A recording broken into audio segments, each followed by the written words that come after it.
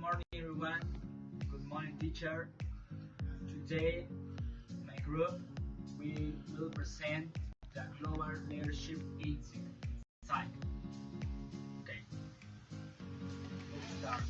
Welcome to Global Leadership Insight, a channel for understanding leadership across cultures. Today, we'll explore the differences and similarities in leadership practice in Qatar and Peru. Qatar is a part of the Middle East cluster and is started by high power distance, meaning that hierarchies, strong respect and subordinates will question their superiors. It also shows strong group collectivism, where family loyalty and close personal relationships are essential. Low participant leadership is common decisions are made that top with minimal input from others. Performance orientation is moderate, and leaders are expected to be determined, objective, and effective. While there is a growing focus on future planning, traditional structure is still dominating many areas of leadership.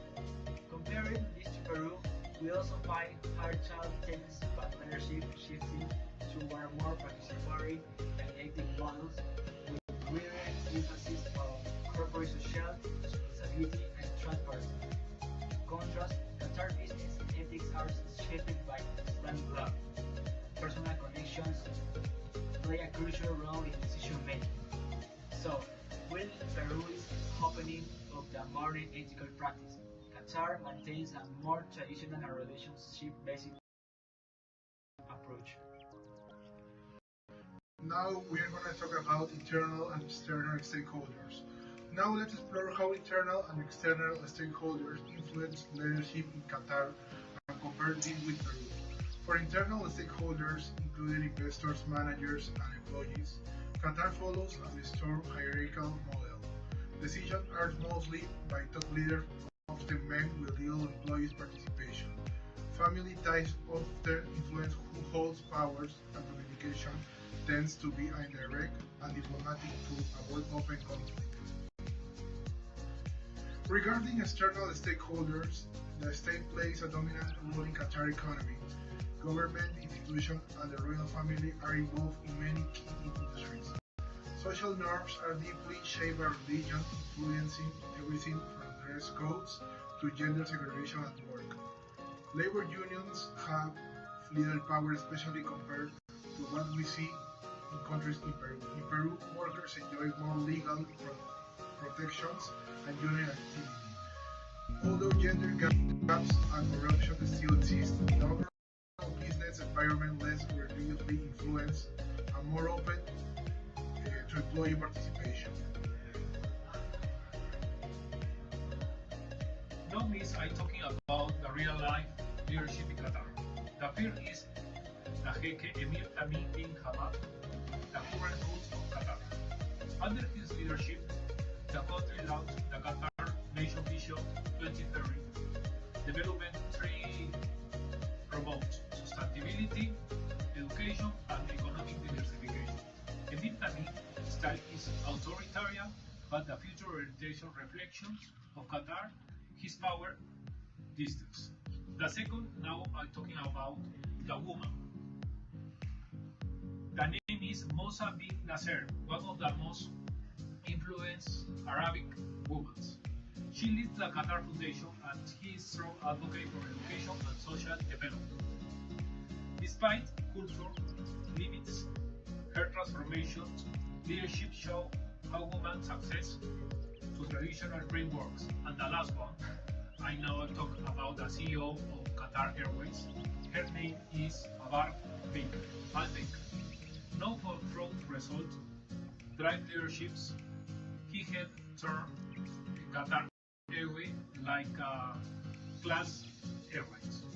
Do you see of these three examples? The culture blend of traditions, current and modern ambitions is the divine leadership in Qatar. Thanks. Everyone, I talking about gender and leadership.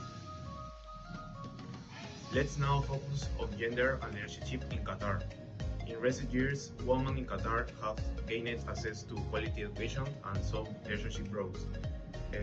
especially in education and health sectors.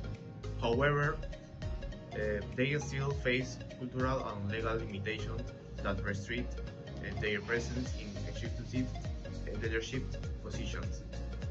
Sheikha Mosa is a exceptional case. She has used her position, education, and influence to break many gender barriers and promote reform through her organizations. In comparison, Peru offers a more inclusive legal and political framework for female leadership. Though inequality remains, women like Veronica Mendoza and Mercedes Arauz show that it's more social acceptable for women to lead in business or politics. In short, Qatar is making progress, but at a slower pace and still waiting the boundaries of cultural and religious forms. To wrap up our analysis, here are our main conclusions and recommendations. For conclusions, we have leadership in Qatar is hierarchical and deeply shaped by religion and tradition. Personal and family connections, WhatsApp, play a key role in gaining leadership roles. Female leadership is growing but is still constrained by social norms. Modernization is underway through initiatives like Vision 2030 but is still under central control. In comparison, Peru has more open and participatory structures, especially in the workplace.